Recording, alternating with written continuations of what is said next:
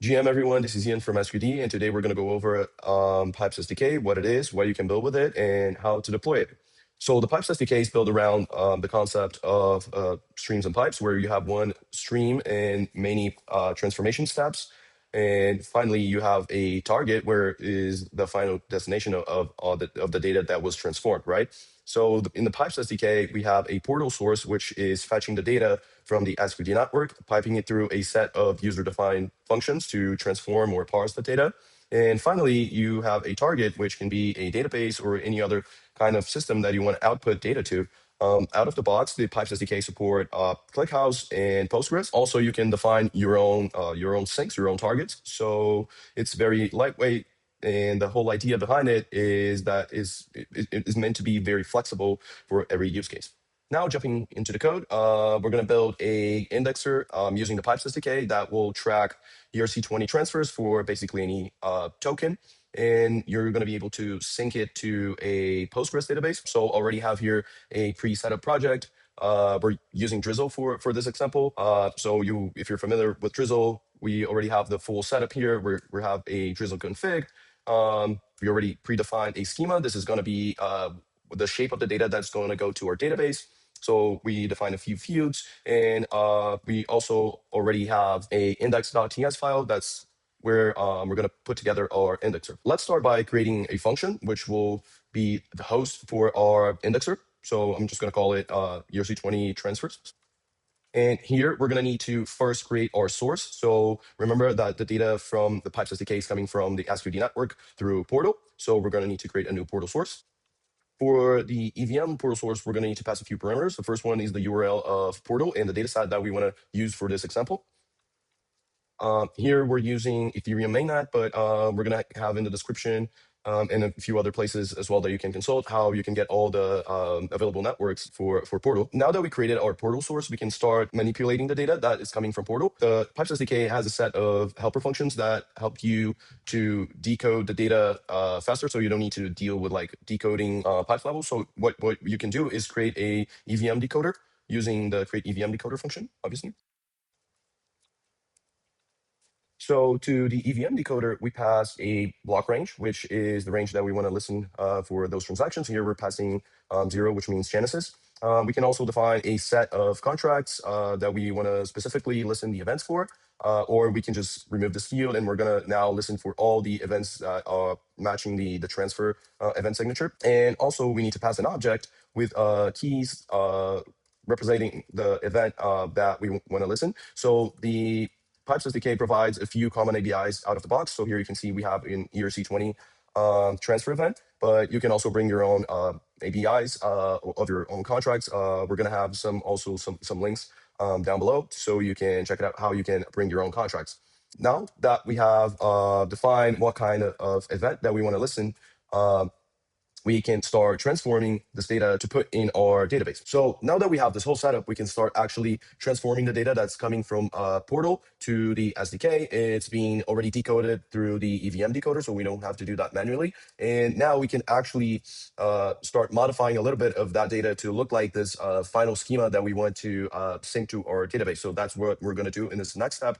And we're going to do so using another pipe. So this pipe already has as an input, the output of the last pipe, which took the raw data and transformed into a decoded data, right?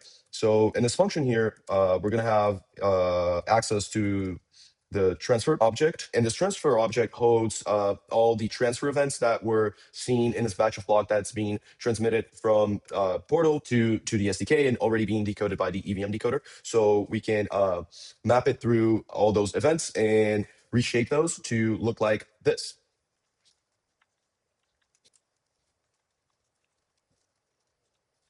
So now, as you can see, we took all the transfer events and we mapped those fields inside the transfer events to match the interface that we are expecting. So each event, you can grab the block number. You have you have access to the raw event itself, so you can grab the log index, the transaction hash, and also if you want to just get access straight away to all the event parameters, you can do the t.event here, and you have access to all the arguments used as parameter to that event. So now the last step is just to sync the data to our database. In order to sync our data to Postgres now, we need to use a different function. We've been using pipe to transform the data, but now we need pipe 2, which indicates that's the last step of the transformation. And inside pipe 2, we need to define a target. A target is an interface that allows the pipeline to output the data to any given system. And here, as mentioned, we already have support for Postgres and ClickHouse out of the box. So we can use the function already provided by the SDK to create a new Postgres target. As mentioned before, for Postgres target, we're using Drizzle. So we need to provide the function with a few parameters once again. One of them is a Drizzle instance of Postgres.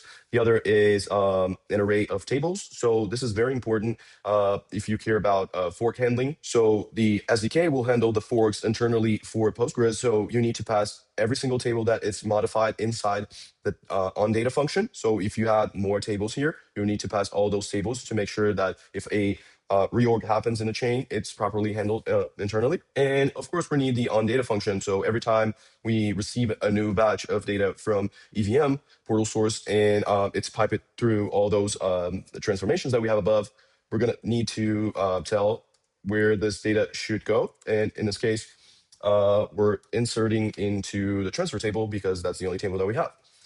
And that's about it. Now we can just run the pipeline and see if everything's working. Before starting the pipeline, let's just run Drizzle generate and migrate commands. So we make sure the database has all the tables, in this case, just one. We're using Neon database for that. So we're going to check back in the browser in a minute to make sure that we have all the tables. So migrations are completed. We can check it out here if we have the tables. So yeah, the transfer table is here. Now we can safely store the pipeline. And now, as you can see here, our indexer is progressing. You can see the block numbers here, the current tip of the chain, and the blocks, the block range that is being currently processed. You have the number of blocks here, the amount of requests that failed or were successful. And if we go to Neon interface here, we can just refresh and see our data that's coming straight from our indexer. So the Pipes SDK also ships with a UI, a web interface that you can use to track the progress of your indexers. So what you need to do to enable it is to pass a new metrics collector here by calling this function that is also provided by the SDK. And you need to restart the server to make sure that the metrics server is actually collecting the metrics. And once the server is started, we can run the pnpm DLX command passing the pipes UI package. And there we go. Now we can see the progress of our indexer. We also have a bunch of metrics collector. You can do performance metrics in your indexer. We have ways to track that internally. So I recommend you check our documentation in order to know more about that.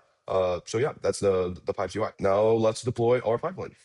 As the SDK was built to be very flexible, we also have a lot of options when it comes to deployment, right? Everything under the sun that you can use to run some Node.js continuously.